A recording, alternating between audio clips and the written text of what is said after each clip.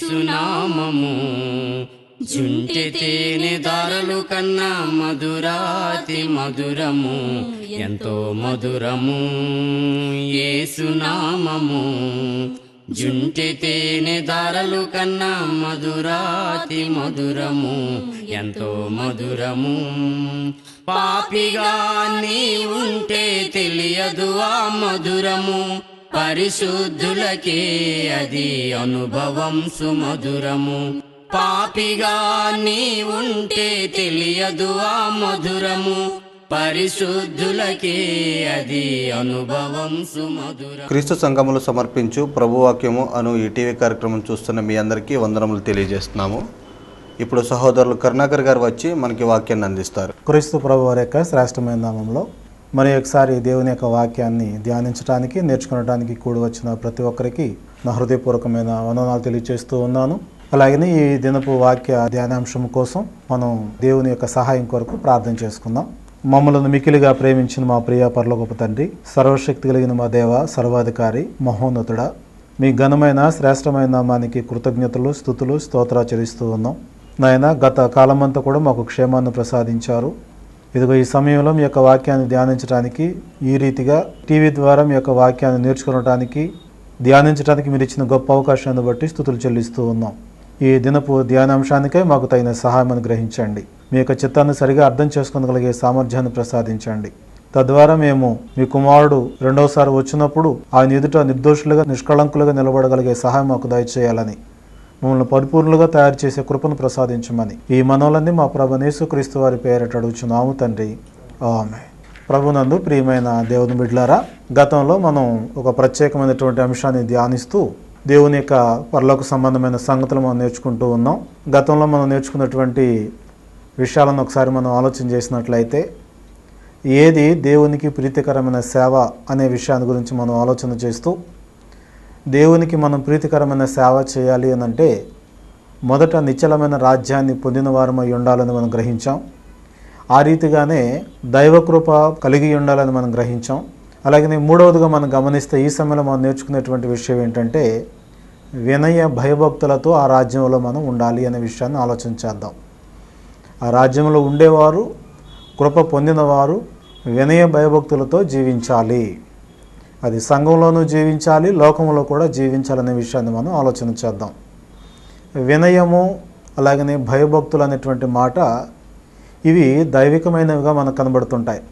భయభక్తులు, వినయం అనేటువంటి మాట లోక సంబంధంగా కనబడినప్పటికీ, లోక సంబంధమైన వినయంలో చాలా సందర్భాల్లో మనం అవసరాన్ని బట్టి వినయం చూపిస్తున్నట్టుగా, లోబడుతున్నట్లుగా కనబడుతూ ఉంటుంది. భయభక్తులు కనపరిచినప్పటికీ సందర్భాన్ని బట్టి అది ఉపయోగిస్తూ ఉంటాం తప్ప నిలకడైనటువంటి స్థితి ఎక్కడక్కడ లోకంలో మనకు కనబడదు. కనుక ఈ సమయంలో దేవుని ఎదుట మనం అంగీకరించబడి ఆయనకి ప్రీతికరమైనటువంటి సేవ చేస్తూ దేవుని చేత మనం మెప్పు పొందాలి అని అంటే, దేవుని ఎదుట మరి ముఖ్యంగా మనం వినయ భయభక్తులతో ఉండాలి అని హెబ్రీ పత్రిక 12వ అధ్యాయము 28వ వచనంలో మనం చదివిన వాక్య భాగంలో గమనిస్తున్నాం. కనుక ఈ సమయంలో మనం ఆలోచన చేసే విషయం ఏంటంటే, దేవుని యొక్క రాజ్యంలో ఉన్నవారు, దైవ కృప పొందినవారు వినయ భయభక్తులతో ఉన్నారా అనే విషయాన్ని మనం ఆలోచన చేస్తే, దేవుడు ఎంత గొప్పవారైనా కానీ, ఎవరైనా కానీ, ఏ స్థితిలో ఉన్నవారైనా కానీ, ఎవరిని ముఖ్యంగా ఆయన స్వీకరించడానికి సిద్ధంగా ఉన్నాడు అని అంటే, మనం కొన్ని వచనాలను పరిశీలించినట్లయితే, కీర్తనల గ్రంథము 51వ కీర్తన 17వ వాక్యాన్ని మనం గమనించినప్పుడు, విరిగిన మనసే నీకు ఇష్టమైన బలులు దేవా, విరిగి నలిగిన హృదయమును నీవు అలక్ష్యము చేయవు అని భక్తుడు మాట్లాడుతూ ఉన్నాడు. ఇది కీర్తనలు అనగానే మనకు దావీదు రాసినట్లుగాను, మోషే రాసినట్లుగాను, అలాగనే సొలొమోను, కోరాహు కుమారులు, కొంతమంది అనేకులు రాశారు. వాస్తవానికి ఈ యొక్క కీర్తన మనం గమనించినట్లయితే మరి స్వయంగా భక్తుడైన దావీదు రాసినట్లుగా మనం గమనిస్తూ ఉంటాం. ఆయన దేవునిని సంతోషపెట్టే విషయంలో ఎంతో విస్తారమైనటువంటి ప్రయత్నం చేసిన భక్తుడిగా మనం గమనించగలం. ఎందుకు అనంటే, దేవుడు ఇతని గురించి ఇచ్చిన సాక్ష్యం ఏమనంటే, దావీదు నా హృదయానుసారుడు దేవుడు ఇతని గురించి సాక్ష్యం ఇవ్వగలిగాడు. అంటే దేవుని మెప్పించటానికి, దేవుని యొక్క చిత్తం కొనసాగించడానికి అతడు భార్యను లెక్క చేయలేదు, కుమారులను లెక్క చేయలేదు, ప్రజలను లెక్క చేయలేదు, అధికారాన్ని కూడా పెద్దగా పట్టించుకోలేదు. ఏది చేస్తే తండ్రికి ఏది ఇష్టమో అది చేయడానికి అతడు ఎంతో ప్రాకులాడినట్లుగా మనం చూస్తూ ఉంటాం. కనుక ఈ దావీదు పలికినటువంటి మాట ఏంటంటే, విరిగిన మనసే దేవునికి ఇష్టమైనటువంటి బలులు అని చెప్పాడు. అంటే దేవునికి ఇష్టమైనటువంటిది ఏది అని అంటే, కురవినటువంటి దూడలు కానీ, లేక బలిసినటువంటి ఎద్దులు కానీ, ధూపము కానీ, ఇలాంటివి దేవునికి సరైనటువంటి ఇష్టాన్ని సంతోషాన్ని కలిగించేవి కాదు. కానీ విరిగినటువంటి మనసే దేవునికి ఇష్టమైన బలులు అని అంటూ, విరిగి నలిగిన హృదయం నీవు అలక్ష్యము చేయవు అన్నాడు. కాబట్టి దేవునికి ఎవరంటే ఇష్టం అనంటే, బలులిచ్చేవారి కంటే, లేక దేవుని కొరకు లోక సంబంధంగా అనేకమైన ఘనమైన కార్యాలు చేయపూనుకునే వారి కంటే, ఎవరైతే దేవుని ఎదుట విరిగి నలిగిన మనసు కలిగిన వారై ఉన్నారో వారి విషయంలో ఆయన అలక్ష్యము చేయకుండా వారినే లక్ష్యం పెట్టేటట్లుగా ఉన్నాడు అని భక్తుడైన దావీదు మాటలు అన్నట్టు మనం గమనిస్తూ ఉంటాం. అలాగే ఈ విషయాన్ని మనం యెషయా గ్రంథంలో కూడా గమనించినట్లయితే 57వ అధ్యాయము 15వ వాక్యాన్ని మనం గమనించినప్పుడు, పరిశుద్ధుడును నిత్య నివాసియునైన వాడు ఎలాగ సెలవిచ్చుచున్నాడు, నేను మహోన్నతమైన పరిశుద్ధ స్థలములలో నివసించువాడను, అయినను వినయము గల వారి ప్రాణమును ఉజ్జీవింప చేయుటకును, నలిగిన వారి ప్రాణమును ఉజ్జీవింప చేయుటకును, వినయము గల వారి యొద్దను దీన మనసు గల వారి యొద్దను నివసించుచున్నాను అని మాట్లాడుతూ ఉన్నాడు.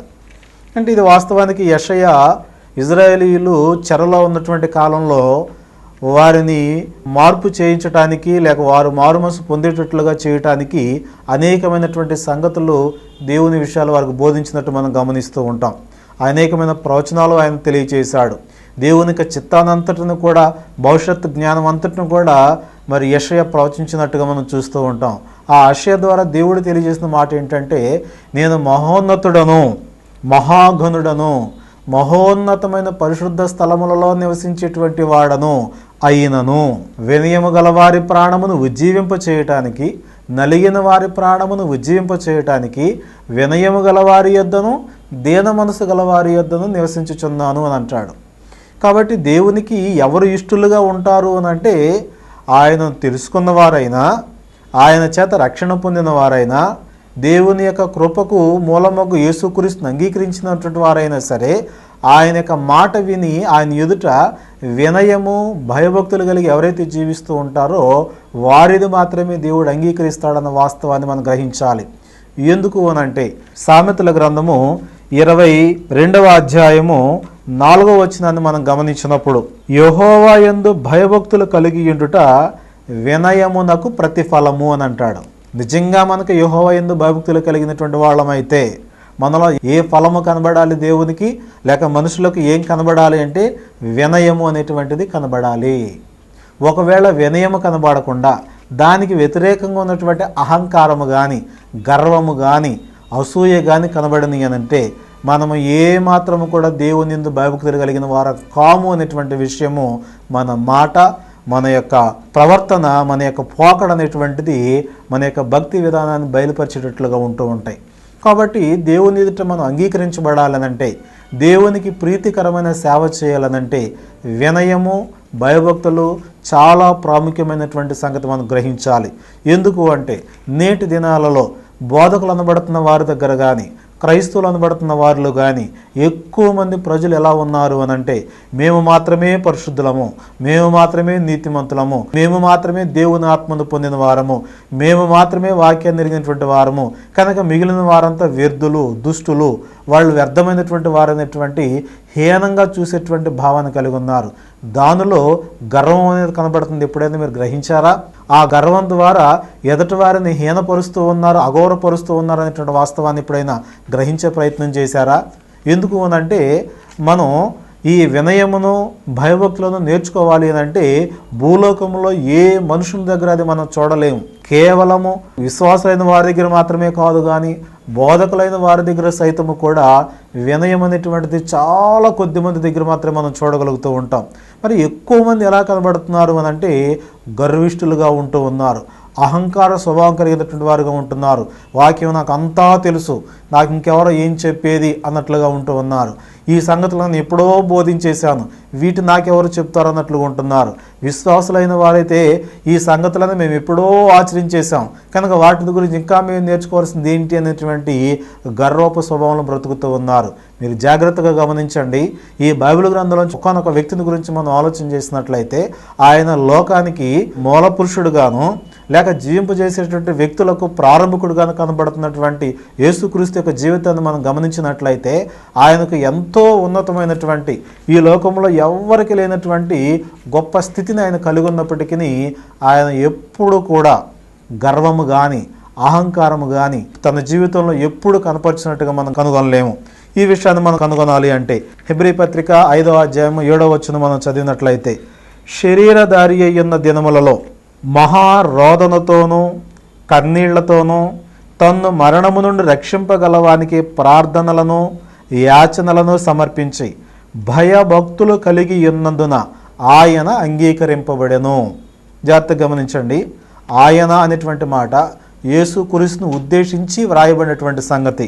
ఈయన ఇజ్రాయేల్కి ఇచ్చినటువంటి యాజకులలో ప్రధాన యాజకులందరికంటే ఈయన గొప్పవాడని, మనకందరికీ ప్రధాన యాజకుడిగా ఉన్నాడని ఆయనను గురించినటువంటి ప్రస్తావన తీసుకుని వస్తూ ఆయన మరి అబ్రహాము కాలంలో ఉన్నటువంటి మెల్కీసెదెకు యొక్క క్రమం చొప్పున యాజకత్వం చేయడానికి వచ్చాడని తెలియజేస్తూ ఆయనను గురించి ఏమని దేవుడు సాక్ష్యం ఇస్తున్నాడంటే, శరీరధారి అయ్యున్న దినములలో ఆయన 33.5 సంవత్సరాలు భూమి మీద జీవించిన కాలంలో ఎలా ఉన్నాడు అని అంటే, మహారోదనతోనూ కన్నీళ్లతోనూ తన్ను మరణం నుండి రక్షింపగలవానికి ప్రార్థనలు యాచనలు సమర్పించి దేవుని యందు భయభక్తులు కలిగి ఉన్నాడటండి. మరి ఈ మాటలు రాసినటువంటి గ్రంథకర్తే పిలిపిలకు ఉత్తరాన్ని రాస్తూ ఏమని రాస్తున్నాడు అంటే, ఆయన దేవునితో సమానముగా ఉండుట విడిచిపెట్టకూడని భాగ్యమని ఎంచుకొనలేదు కానీ అని అంటాడు. అంటే యేసుక్రీస్తుకు ఎలాంటి హోదా ఉన్నది అని అంటే, దేవునితో సమానముగా ఉండేటువంటి హోదా ఆయన కలిగి ఉన్నాడు. అయినప్పటికీ దేవునికి ఉన్నటువంటి శక్తియుక్తులన్నీ ఆయనకు ఉన్నాయి. దేవునికి ఉన్న జ్ఞానం అంతా యేసుక్రీస్తుకు ఉంది. దేవునికి ఉన్నటువంటి అనంతమైనటువంటి జ్ఞానం ఆయనకున్నది. అయినా కానీ ఎప్పుడు కూడా దేవుని కంటే అధికుడనని కానీ దేవునితో నేను సమానమైన వాడనని కానీ ఎప్పుడు అనుకొనలేదు. ఇంకా యోహాను సువార్తలో అనేక సందర్భాలు యేసుప్రభువారు ఏం చెప్తారు అంటే, నేను ఒక్కడనై ఉండక నేనును నన్ను పంపిన తండ్రియు కూడా ఉన్నాము అని తెలియజేస్తూ ఉంటాడు. అయినప్పటికీ ఆయన ఎలా బ్రతికాడు లోకంలో? శరీరధారి అయిన దినములలో మహారోదనతోనూ కన్నీళ్లతోనూ ఆయన బ్రతికినట్లుగా గమనిస్తూ ఉన్నాం. ఏమంటే ఇప్పుడు పరలోకం నుంచి వచ్చినటువంటి యేసుక్రీస్తు కూడా మానవ మాతల వలె భూమి మీద కన్నీళ్లు పెట్టి మహారోదన చేస్తూ దేవునికి ప్రార్థన చేయవలసిన అవసరత ఏముంది? ఆయన పరలోకం నుంచి వచ్చినటువంటి వాడు కదా, తిరిగి మరలా ఎలాగో పరలోకానికి వెళ్ళిపోతాడు కదా, ఈ లోకం మనుషుల్లాగా ఎందుకు అంత బాధపడాలి అని అంటే, ఆయన కూడా వినయమును భయభక్తులు కలిగి జీవిస్తేనే అంగీకరించబడ్డాడు అనేటువంటి వాస్తవాన్ని ఈ వచనం ఆఖరి మాటల్లో మనం గమనిస్తూ ఉన్నాం. మనం గమనించినట్లయితే, తన్ను మరణము నుండి రక్షింపగలవానికి ప్రార్థనలను యాచనలను సమర్పించి భయభక్తులు కలిగి ఉన్నందున, ఆయన కూడా ఒకవేళ హెచ్చించుకుంటే పరిస్థితి ఎలా ఉండేదో మనకు తెలియదు కానీ ఆయన ఎప్పుడు కూడా అలాంటి మనసు రానియకుండా ఏం చేశాడు అంటే, దేవుని ఎడల భయము భక్తి కలిగి జీవించే ప్రయత్నం చేశాడు. అలా జీవించాడు గనక తండ్రి చేత అంగీకరించబడ్డాడు అన్న వాస్తవాన్ని దేవుడు ఇక్కడ తెలియచేస్తూ ఉన్నాడు. కాబట్టి మన జీవితాలలో దేవునికి కృపను పొందుకున్నప్పటికీ, దేవుని యొక్క రాజ్యంలో ఉన్నప్పటికీ నిజంగా వినయ భయభక్తులు ఉంటున్నాయా? సేవకులైనటువంటి వారికి అలాంటి లక్షణాలు కుదుగా ఉంటున్నాయి, విశ్వాసులైన వారికి అలాంటి లక్షణాలు కుదుగా ఉంటున్నాయి. మరి వాస్తవానికి బైబిల్ గ్రంథంలో మనం గమనించినట్లయితే, ఈయన తర్వాత యేసుక్రీస్తు తర్వాత యేసుక్రీస్తును పోలు నేను నడుచుకున్నాను అని చెప్పినటువంటి పౌలు జీవితంలో ఒకసారి మనం గమనించినట్లయితే ఆయన ఎంతో ఉన్నతమైనటువంటి సేవ చేసినట్లు మనం గమనిస్తుంటాం.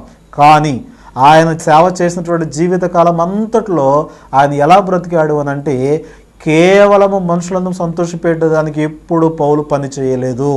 ఈ మాటల గురించి మనం గమనించినట్లయితే గలతీయులకు రాసిన పత్రిక 1వ అధ్యాయము 10వ వచనాన్ని మనం గమనించినట్లయితే, ఇప్పుడు నేను మనుషుల దయను సంపాదించుకొన జూచుచున్నానా, దేవుని దయను సంపాదించుకొన జూచుచున్నానా? నేను మనుషులను సంతోషపెట్టగోరుచున్నానా? నేనిప్పటికీ మనుషులను సంతోషపెట్టువాడనైతే క్రీస్తు దాసుడను కాకయే పోవుదును అని చెప్పాడు. కనుక తన యొక్క సేవా పరిచర్య కాలం అంతట్లో పౌలు దేని కొరకు ప్రయాసపడ్డాడని మనం గమనించినట్లయితే తనను పిలిచినటువంటి ప్రభువును సంతోషపెట్టినట్లుగా ప్రయత్నించాడే తప్ప ఏ మనుషుణ్ణి కూడా సంతోషపెట్టలేదు. మనుషులకు సంతోషము కలుగ చేయలేనిది ఏంటి అనంటే వారికి అనుకూలమైన బోధ చేయలేనప్పుడు మనుషులు సంతోషపడలేరు. వాళ్ళకు నచ్చినట్లుగా కల్పనా కథల చేత కానీ, మితమలేని వంశావళులను గురించి కానీ, మనుషుల యొక్క గొప్పతనాన్ని గురించి కానీ, మనుషుల యొక్క అనుభవాలను గురించిన సాక్ష్యాలు మాట్లాడినప్పుడు చాలా ఇష్టంగా ఉంటాయి. కానీ పౌలు ఎక్కడ కూడా తనను గురించినటువంటి సాక్ష్యం కూడా ఎప్పుడు చెప్పుకున్నట్టుగా ఆయన కనబడడం. ఒకవేళ తనకు అనుగ్రహించబడిన కృపను గురించి మాట్లాడతాడు, తను పొందిన శ్రమల గురించి మాట్లాడతాడు తప్ప తన వ్యక్తిగత జీవితాన్ని ఎప్పుడు కూడా ప్రభువు కంటే ఎక్కువగా అతడు హైలైట్ చేసినట్టు మనం గమనించలేం. కనుక ఎంత గొప్ప సేవ చేసినటువంటి పౌలే ఆయన ఒక విషయంలో నేను క్రీస్తును పోలు నడుచుకున్న ప్రకారం మీరు నన్ను పోలు నడుచుకోండి అని చెప్పగలిగినటువంటి పౌలే ఆయన ఒకానొక సమయంలో ఏమన్నాడు అని అంటే ఇతరులకు ప్రకటించిన తర్వాత నేనే వ్యర్థుడినైపోతానేమోనని అనేటువంటి భయాన్ని వ్యక్తం చేస్తూ ఉంటాడు. కొరింథీయులకు రాసినటువంటి మొదటి పత్రిక 9వ అధ్యాయము 27వ వచనం మనం గమనించినట్లయితే గాలిని కొట్టినట్టు నేను పోట్లాడుట లేదు గాని ఒకవేళ ఇతరులకు ప్రకటించిన తరువాత నేనే భ్రష్టుడనై పోవుదునేమో అని నా శరీరమును నలుగగొట్టి దానిని లోపరుచుకొనుచున్నాను. జాగ్రత్త గమనించారా? పౌలంతటి మహానుభావుడు యేసుక్రీస్తులాగా సేవ చేసినటువంటి గొప్ప జ్ఞానం కలిగినటువంటి వ్యక్తి, ఆయన జ్ఞానము ఆయనకి దేవుడిచ్చిన కృప పరలోక సంబంధ మర్మాలను బయలుపరిచే శక్తియుక్తులు ఎవరికి లేవు.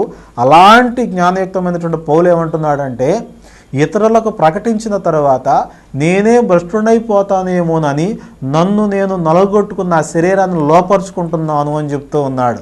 జాగ్రత్తగా గమనించారా?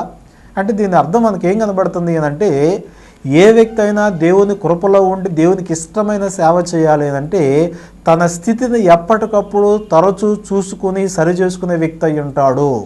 నేనంతా బాగానే ఉన్నానని వాక్యం తెలిసిన ఏ వ్యక్తి కూడా మాట్లాడడు. నాకు అన్నీ తెలుసని ఎవరు కూడా దాన్ని చెప్పరు. జాగ్రత్తగా గమనించండి. పౌలంతటి వాడు ఎంతగా తన శరీరం నలకొట్టుకుంటున్నాడు అని అంటే ఎలా నలకొట్టుకుంటున్నాడు? ఏదైనా కొరడా తీసుకుని కొట్టుకుంటున్నాడా, లేక బెత్తం తీసుకుని కొట్టుకుంటున్నాడా, లేకపోతే ఏదైనా తన యొక్క ఒక ఆయుధం చేత శరీరాన్ని గాయపరుచుకుంటున్నాడా, ఎలా నలకొట్టుకుంటున్నాడు అని అంటే అంతకు ముందు వచనాల్లో మనం గమనించినట్లయితే తరచుగా జాగారములతోనూ ఉపవాసములతోనూ అతను గడిపినట్టుగా మనం చూస్తూ ఉన్నాం. కనుక తన యొక్క పవిత్రత పోగొట్టుకోనకుండా, దేవుడిచ్చిన కృపలోంచి జారిపోకుండా, దేవుని యొక్క రాజ్యములోంచి సభ్యత్వం పోగొట్టుకొనకుండా తను దేవునికి ఇష్టమైన వ్యక్తిగా జీవించాలి అంటే ఎల్లప్పుడూ వినయ భయభక్తులు కలిగే వాడిగా అతడు దేవునికి కనబడటం కోసం తన శరీరాన్ని నలగొట్టుకుంటూ ఉంటున్నాడటండి. కానీ ఈ రోజున పరిస్థితి ఎలా ఉంది అని అంటే తమ శరీరాన్ని సౌఖ్యంగా పెంచి పోషించుకోవడానికి మనుషులు ఇష్టపడతా ఉన్నారు. దానికి రవ్వంతా నొప్పి తగలకుండా ఏ విధంగా సౌఖ్యంగా కాపాడుకోవాలో ఆలోచిస్తూ ఉన్నారు. నిజంగా అది సేవ కానే కాదు. దేవుని యొక్క సేవలు చేసేటువంటి వ్యక్తులకు, లేక దేవుని మెప్పించడానికి ప్రయత్నం చేసే వ్యక్తులకు ఖచ్చితంగా ఆటంకాలు వస్తాయి, ఇబ్బందులు వస్తాయి, శ్రమలు ఎదురవుతాయి, ఇంకా నిందలు ఎదురవుతాయి, అనేకమైన అబండాలు వస్తూ ఉంటాయి. కానీ వాటన్నిటిలో నుంచి దేవుని యొక్క వాక్య సహాయం చేత మాత్రమే మనం ముందుకు వెళ్ళగలమన్న వాస్తవాన్ని ప్రతి ఒక్కరూ గ్రహించాలని నేను కోరుతూ ఉన్నాను. నిజంగా మరి వినయ భయభక్తులతో ఉండాలి అని అంటే ఎక్కడ మనం వినయ భయభక్తులు మొట్టమొదటి నేర్చుకోవాలి, ఎక్కడ కనపరచాలి అనే విషయాన్ని మనం గమనించినప్పుడు దేవుడు ముఖ్యంగా ఎక్కడ మనం వినయాన్ని కనపరిస్తే సంతోషించేవాడై ఉంటాడు అని అంటే ఆయన మనుషులందరిని రక్షించిన తర్వాత ఆ రక్షణ పొందినటువంటి వారిని ఏం చేశాడు అంటే తన కుమారుని యొక్క రాజ్య నివాసులనుగా చేశాడు అని గత పాఠాల్లో మనం నేర్చుకున్నాం.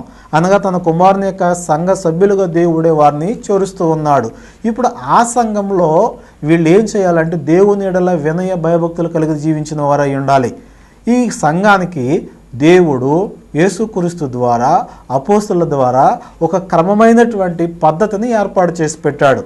కనుక ఆ పద్ధతిని విడిచిపెట్టి దానిని కొనసాగించవలసిన క్రమాన్ని విడిచిపెట్టి మనకు అనుకూలంగా మనం చేసుకుంటూ వెళ్ళిపోతూ ఉంటే వినయ భయభక్తులు ఉన్నట్లు ఎలాగని మనం అంగీకరించబడతాము? ఉదాహరణకి సంఘము ద్వారా దేవుడు ఏం చేయాలని ఆయన ఆలోచన కలిగి ఉన్నాడో మనం ఆలోచిస్తే మొదటగా దేవుని యొక్క మహిమకు కీర్తి కలగాలని దేవుడు కోరుకుంటూ ఉన్నాడు. అనగా సంఘమే దేవుని యొక్క నామాన్ని ఘనపరిచే గొప్ప వ్యవస్థగా ఉండాలని కోరుకుంటూ ఉన్నాడు. నిజంగా మరి దేవుని నామాన్ని కీర్తించడానికి మన యొక్క స్వరాలు విప్పుతాం, మన యొక్క గాత్రాలను ఉపయోగిస్తూ ఉంటాం, మన హృదయంలో నుంచి దేవుని స్తుతించే ప్రయత్నం చేస్తూ ఉంటాం. నిజంగా దేవుని స్తుతించేటువంటి ఆ ప్రక్రియ లేక దేవుణ్ణి ఆరాధించేటువంటి ఆ ఆరాధన విధానం దేవుడు తన వాక్యంలో తెలియచేసినట్లుగానే ఉంటుందా? ఒకసారి ఆలోచించండి. దేవుడు ఏ విధంగా తెలియజేశాడు అంటే సంఘానికి ఆరాధన ఒక పద్ధతిని, ఒక క్రమాన్ని ఏర్పాటు చేసి పెట్టాడు. మీరు కొరింథీయులకు రాసిన మొదటి పత్రిక 14వ అధ్యాయంలో మనం గమనించినట్లయితే అక్కడ అనేక మంది ప్రవక్తలు ఉన్నట్లుగాను, అపోస్తలు ఉన్నట్లుగాను, అద్భుతాలు చేసేవాళ్ళు ఉన్నట్లుగాను, రకరకాలైన పనివారులు ఉన్నట్టుగా దేవుడు గమనించి వాళ్ళతో ఏం చేస్తున్నాడు అని అంటే, మీరు అందరూ ప్రవచించాలనుకుంటున్నారు, అందరూ పాటలు పాడాలనుకుంటున్నారు, సరే మంచిదే, కానీ ఏం చేయాలనంటే అవి క్రమంగాను మర్యాదగాను చేయాలని చెప్పాడు. కనుకనే ఆరాధన, సంఘ ఆరాధనలో ఏమి ఉండాలి అంటే మొదటగా ప్రార్థన అనేటువంటి అంశము ఆరాధనలో ఒక భాగమై ఉండాలి. రెండవది పాటల ద్వారా దేవుని యొక్క నామాన్ని స్తుతించి కీర్తించేటువంటి భాగము ఉండాలి. మూడవదిగా వాక్య పఠనము కానీ వాక్య ఉపదేశము కానీ అనేటువంటి భాగాలు ఉండాలి. తర్వాత మనం గమనిస్తే ప్రభువు తన యొక్క శిష్యులకు ఆజ్ఞాపించినటువంటి తన యొక్క శరీరాన్ని, రక్తాన్ని జ్ఞాపకం చేసుకునేటువంటి ఆజ్ఞ ఆరాధన కొనసాగాలి. అలాగనే పరిశుద్ధులు మరి సంపూర్ణులయ్యేటట్లుగాను, పరిచర్య ధర్మం జరిగేటట్లుగాను, అలాగనే పరిచర్య కొరకు ప్రయాసపడే పరిశుద్ధుల యొక్క అవసరాలు తీర్చబడేటట్లుగాను ప్రతివాడు తాను వర్ధిల్లును కొలది కానుక ఇవ్వాలని చెప్పినటువంటిది ఆరాధనలో జరగాలి. కానీ వాస్తవానికి అనేకమైనటువంటి సంగతులు ఈ రోజున ఆరాధనలో ప్రబలుతూ ఉన్నాయి. ప్రభువు చెప్పినటువంటి ఆజ్ఞల కంటే ఇంకా అనేకమైనటువంటివి చేరుతూ ఉన్నాయి, అసలైనటువంటివి తీసివేయబడతా ఉన్నాయి. జాగ్రత్తగా గమనించండి. మీరున్నటువంటి సంఘము లేక మీరున్నటువంటి సహవాసము అది ప్రభువు చేత ఆజ్ఞాపించబడిందైతే, ప్రభు ఆజ్ఞలకు లోబడి జీవించేదైతే ఖచ్చితంగా ప్రార్థన ద్వారాను, పాటల ద్వారాను, వాక్య పరిచర్య ద్వారాను, ప్రభు బల ద్వారాను, కానుకల ద్వారాను అది ప్రతి ప్రభు దినాన సంఘముగా కూడుకున్నప్పుడు జరుగుతూ ఉన్నాయా? వీటిలో కొన్ని తీసివేసేస్తూ ఉన్నారు, మరికొన్నిటిని కలుపుతూ ఉన్నారు. ఇలా వాక్యానికి లోబడినప్పుడు మనలో వినయం ఎక్కడ ఉంటుంది? ఎప్పుడైతే కొన్ని సంగతులు తీసేశారో అప్పుడు మరికొన్ని సంగతులు కలుపుకునే ప్రయత్నం చేసి దేవుడు చెప్పిన దానికంటే నేను చెప్పిందే ముఖ్యం అన్నట్లుగా అహంకారపూరితమైనటువంటి అధికారాలు సంఘాల్లో చలామణి అవుతూ ఉన్నాయి. కాబట్టి జాగ్రత్తగా గమనించాలని కోరుతూ ఉన్నాను. అలాగనే మరి బోధకుల విషయం మనం గమనించినట్లయితే బోధకులైన వారు సైతం ఏం చేస్తున్నారు అని అంటే దేవుని యొక్క వాక్యాన్ని ప్రక్కన పెట్టి, దేవుని యొక్క సంగతులను విడిచిపెట్టేసేసి తమకు తెలియచేయబడినటువంటిది ఏదో ఒక వింత అయినటువంటి క్రొత్త సంగతి చెప్పి మనుషులను సంతోషపెట్టి తమ వైపుకు మలుచుకోవాలనేటువంటి అనేకమైన ప్రయత్నాలు జరుగుతూ ఉన్నాయి. నేను ఒక మాటను జ్ఞాపకం చేయాలనుకుంటున్నాను. ఆ మాట ఏంటంటే పేతురు రాసినటువంటి 2వ పత్రికలో ఏమని తెలియజేస్తూ ఉన్నాడు అంటే మొదటి అధ్యాయంలో, మేము యేసు ప్రభువుతో కూడా ఉండి ఆయన రూపాంతరం పొందినప్పుడు మహా దివ్యమైనటువంటి దర్శనాన్ని మేము ఆయనతో కూడా ఉండి చూసాము. అది చాలా సుందరమైనటువంటిది, అద్భుతమైనటువంటిది. అది ఎంత అద్భుతమైంది అని అంటే దేవుడే స్వయంగా తన కుమారుని క్రీస్తుని గురించి సాక్ష్యం ఇచ్చినటువంటిది. యేసుక్రీస్తుని కలవటానికి మోషే, ఏలియాలు వచ్చినట్లుగా అక్కడ దర్శనంలో మనం చూస్తూ ఉంటాం. ఈ యొక్క సందర్భాన్ని పేతురు జ్ఞాపకం చేస్తూ ఏమంటున్నాడంటే, పేతురు రాసిన 2వ పత్రిక 1వ అధ్యాయము 18-19 వచనాలు మనం గమనించినట్లయితే, మేము ఆ పరిశుద్ధ పర్వతం మీద ఆయనతో కూడా ఉండిన వారమై ఆ శబ్దం ఆకాశం నుండి రాగా వింటిమి. అంటే ఆ గొప్ప దర్శనాన్ని మేము చూసాము ప్రభుతో కూడా ఉండి. 19వ వచనంలో అంటున్నాడు, మరియు ఎంతకంటే స్థిరమైన ప్రవచన వాక్యం మనకున్నది, దాని యందు మీరు విశ్వాసం ఉంచిన మీకు మేలు అని అన్నాడు. అంటే ఇప్పుడు ప్రభుతో కూడా ఉండి చూసిన దర్శనము గొప్పదా లేక ప్రభు చెప్పినటువంటి స్థిరపరచబడిన వాక్యము గొప్పదా అంటే వాక్యమే గొప్పది అని చెప్పేసి పేతురు ఇక్కడ ప్రస్తావిస్తూ ఉన్నాడు. కానీ ఈ రోజున చాలామంది ఏం చేస్తున్నారంటే బైబిల్ గ్రంథాన్ని మూసేసి దాన్ని ప్రక్కన పెట్టేసేసి దర్శనం కోసం కనిపెట్టి ఏదో ఒక కళను కని దాన్ని దేవుడు నాకు తెలియచేశాడు అని వాక్యానికి విరుద్ధంగా ప్రజలను ప్రేరేపిస్తూ తప్పుదారి పట్టించే ప్రయత్నం చేస్తూ ఉన్నారు. జాగ్రత్త సుమా, దేవుడు ఎవరిని ఉపేక్షించే పరిస్థితి ఆయన చేయడు, సహించడు కూడాను. దేవునికి బోధకులని, విశ్వాసులని, ప్రవక్తలని, అపోస్తులని ఏమీ తేడా లేదు. ఆయన శిక్షించేటువంటి పరిస్థితి వచ్చింది అంటే ఎవరినైనా శిక్షిస్తాడు, ఘనపరిచే పరిస్థితి వచ్చిందంటే ఎవరినైనా ఘనపరుస్తాడు. కాబట్టి మనం దేవునికి వినయ భయభక్తులతో సేవ చేసేటువంటిగా ఎప్పటికప్పుడు తగ్గించుకు మనం జీవించాలి తప్ప క్రైస్తవులలో గర్వము కానీ, అహంకారము కానీ, గర్వపు మాటలు కానీ, అహంకారముగా రొమ్ము విరుచుకుని తిరగటం కానీ, లేక గర్విష్ఠుల్లాగా ప్రవర్తించటం కానీ ఇది క్రైస్తవులకు తగినటువంటి పని కాదు. ఎప్పుడైతే వినయ భయభక్తులతో వీరు బ్రతుకుతూ ఉంటారో ఈ వినయ భయభక్తులను బట్టి వారికి కావలసినటువంటి ప్రతి విధమైన సహాయమును, కాపుదలను, దుష్టుని నుండి కాపాడే శక్తిని దేవుడు తన బిడ్డలకు అనుగ్రహిస్తాడు.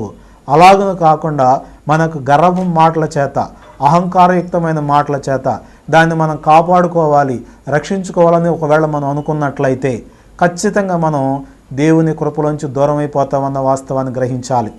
ఈ యొక్క విషయాలను మనం గమనిస్తే చివరికి ఒక మాట మనం జ్ఞాపకం చేసుకుంది ఏంటంటే, యేసుప్రభు ఉపమానం చెప్పారు. ఈ ఉపమానాన్ని గురించి మనం ఆలోచన చేయాలి అంటే లూకాసు వార్త 17వ అధ్యాయం 10వ వచనం మనం గమనించినప్పుడు, అటువలే మీరును మీకు ఆజ్ఞాపింపబడినవన్నీ చేసిన తర్వాత మేము నిష్ప్రయోజకులమైన దాసులము, మేము చేయవలసినవే చేయుచున్నామని చెప్పుడనెను. జాగ్రత్తగా గమనించండి. ప్రభువు ఇక్కడ ఉపమానం చెప్పారు. ఉపమానం చెప్పి ఒక యజమానునికి పనివాడు రేయింబగులు కష్టపడి పని చేసినా, లేక యజమానుడికి ఏమి కావాలో అతన్ని సంతోషపెట్టి అన్నీ చూసుకున్నప్పటికీ దాసుడిని మెచ్చుకుంటాడా? ఎప్పుడూ మెచ్చుకోవడం. పోనీ ఇప్పుడు దాకా నా దగ్గర కాచుకుని ఉండదు, వెళ్ళి భోజనం చేయి అంటాడా? చేయడు. అలాగని చెప్పడం. అలాగనే యేసుప్రభు అంటున్నారు, దేవుడు మీకు ఆజ్ఞాపించినవన్నీ చేసిన తర్వాత అన్నీ చేయాలా, దేవుడు చెప్పిన పని అంతా చేయాలి. చేసిన తర్వాత ఏమనాలి? మేము నిష్ప్రయోజకులమైనటువంటి దాసులము, మేము చేయవలసినవే చేస్తున్నాము అని చెప్పాలి తప్ప నేను ఇది చేశాను, అది చేశాను, ఎంత సేవ చేశాను, ఎంత గొప్పగా నేను బతికాను, ఇవన్నీ కూడా దేవుని దగ్గర ఏమాత్రం లెక్కలోనికి రావనే వాస్తవాన్ని గుర్తుపెట్టుకోవాలని కోరుతూ ఉన్నాను. అందుకని పౌలు కూడా ఏమంటాడు అని అంటే, తనకు తాను మెచ్చుకునేవాడు యోగ్యుడు కాదు కానీ ప్రభువు చేత మెప్పు పొందినవాడే యోగ్యుడు అని అంటాడు. కాబట్టి మనం మనుషుల మెప్పును పొంది దేవుని దోషులు అవుదామా, లేక దేవుని వినయ భయభక్తులతో బ్రతికి మనం ప్రజల్లో కూడా మంచి గుర్తింపును పొందే ప్రయత్నం చేద్దామా? జాగ్రత్తగా గమనించండి. కనుక మనం దేవునికి ప్రీతికరమైన సేవ చేయాలి అంటే మన జీవితకాలం అంతట్లో దేవుని యొక్క రాజ్యాన్ని పొందటం ఎంత ప్రాముఖ్యమో, ఆయన కృపలో జీవించటం ఎంత ప్రాముఖ్యమో, వినయ భయభక్తులు కూడా అంతే ప్రాముఖ్యం. వినయం లేకుండా, భయభక్తులు లేకుండా దేవుణ్ణి సంతోషపెట్టడం కానీ, దేవుని చేత అంగీకరించబడటం కానీ, దేవుని యొక్క దీవెనలు పొందటం కానీ ఏ ఒక్కరి పని అయ్యేటువంటి పరిస్థితి కాదు. అందుకే మనం గమనిస్తూ ఉంటాం, దేవుడు గర్విష్ఠుల ఎడల వికటం చూపిస్తాడు అని. అది ఎవరు తగ్గించుకుని ఉంటారో అంటే దయగల వారి ఎడల ఆయన దయ చూపిస్తాడు, కఠినుల ఎడల వికటం చూపిస్తాడని మనం పాట కూడా పాడుతూ ఉంటాం. కాబట్టి దేవుని ఎదుట కనపరిచిన దయాగుణాన్ని, వినయము గలటువంటి లక్షణాన్ని, లేక తగ్గించుకునేటువంటి విధేయతను మనము మనుషుల ఎదుట కూడా కనబడాలి. లోపలేమో మనం వినయంగా ప్రవర్తించి బయటకు వచ్చి గర్విష్ఠులుగా ఉంటే దానివల్ల ఎవరికి అవమానం? నీవు నమ్ముకున్న దేవునికి కదా, నీవు సేవించే దేవునికి అవమానం కలగట్లేదా? నీవు ఏ దేవుని భక్తుడని చెప్పుకుంటున్నావు, ఏ దేవుని బిడ్డనని చెప్పుకుంటున్నావు, ఆ దేవుడు దూషించబడలేదా? దూషించబడటానికేనా దేవుడు మనల్ని పిలిచింది. కనుక ఈ విషయాలను గ్రహించి దేవుని ఎదుట ఎల్లప్పుడూ యోగ్యులుగా జీవించాలి అంటే వినయ భయభక్తులు అవసరమన్న వాస్తవాన్ని గుర్తించి మనము దేవునికి ఎలాగైనా సంస్కృతికి లోబడతామో లోకంలో కూడా అదే జీవితాన్ని మనం కలిగి జీవిస్తే అంగీకరించబడతాం. ప్రీతికరమైన సేవ చేయడానికి మనకి అర్హత ఉంటుంది. ఈ వాక్యాలను గ్రహించి దేవుని యోగ్యులుగా జీవించాలని కోరుకుంటూ ఈ కొద్ది మాటలను ముగిస్తూ ఉన్నాను. ప్రార్థన చేసుకుందాం. మమ్మల్ని మిక్కిలిగా ప్రేమించిన మా తండ్రి, మీ ఘనమైన నామానికి మరొకసారి కృతజ్ఞతలు స్తోత్రాచరిస్తూ ఉన్నాం. ఈ సమయంలో మేము మీ యొక్క కృపలో ఉండాలి అనంటే, మీకు ప్రీతికరమైన సేవ చేసే అర్హత మాకు రావాలి అనంటే వినయము భయభక్తి కలిగిన వారికి జీవించాలని మేము నేర్చుకున్నాం. ఈ యొక్క మాటలు కేవలం విని మర్చిపోకుండా వాటిని బట్టి మా బ్రతుకులను సరిచేసుకోవడానికి మీ కృప దయచేయమని, ఈ వాక్యాన్ని విన్న ప్రతి హృదయము ఫలించినట్లుగా అభివృద్ధి పొందినట్లు మీ కృప దయచేయమని వేడుకుంటున్నాం. అలాగే ఈ యొక్క కార్యక్రమాన్ని చూస్తున్నటువంటి ప్రతి ఒక్కరిలో ఎవరైనా బలహీనులు కానీ, అనారోగ్యం చేత బాధపడుతున్నారు కానీ, మరే విధమైన కుటుంబ సమస్యల చేత నలిగిపోతూ ఉంటే ప్రతి ఒక్క బిడ్డను కూడా మీరు కనికరించి తగిన సహాయం అనుగ్రహించి మీ కృపలో భద్రపరచమని, అలాగే ఈ యొక్క కార్యక్రమాన్ని మరి భారమైనప్పటికీ నేను మరి బాధ్యతగా తీసుకుని మీ యొక్క చిత్తాన్ని జరిగించడానికి ఎవరెవరైతే ప్రాకులాడుతూ ప్రయాసపడుతున్నారో ప్రతి బిడ్డను కూడా మీరు పేరు పేరు దీవించి ఆశీర్వదించమని బ్రతిమాలుకుంటూ ఈ మనోలన్నీ మా ప్రభు యేసుక్రీస్తు వారి పేరిట అడుగుచున్నాము తండ్రి, ఆమేన్. మీ అందరికీ వందనాలు. ఇప్పటి వరకు వాక్యాన్ని అందించిన సహోదరులకి వందనాలు తెలియజేస్తున్నాను. మీకేమైనా ఆత్మ సంబంధమైన అవసరతలు ఉంటే మా అడ్రస్కు సంప్రదించండి. మా అడ్రస్ క్రీస్తు సంఘములు సమర్పించు ప్రభువు వాక్యము, సహోదరులు ఎం కరుణాకర్ గారు, డోర్ నెంబర్ 19-458, పెదపేట, బేతవోలు, గుడివాడ, కృష్ణా జిల్లా. Pin number 521301. మా ఫోన్ నెంబర్ 9396804042. దేవుడు, సాటి లేని దేవుడు, సర్వశక్తి గల సర్వోన్నతుడు యెహోవా, సర్వశక్తి గల సర్వోన్నతుడు యెహోవా. దేవుడమ్మ దేవుడు, జీవము గల దేవుడు, దేవుడయ్య దేవుడు, మహా మంచి దేవుడు. తన నోటి మాటతోనే సృష్టిని సృజించే, తన స్వరూపమందు నిన్ను నన్ను నిర్మించే. తన నోటి మాటతోనే సృష్టిని సృజించే, తన స్వరూపమందు నిన్ను నన్ను నిర్మించే. అనంత జ్ఞానియగు దేవాది దేవుడు, ఆశ్చర్యకరుడు, అద్వితీయ దేవుడు యెహోవా.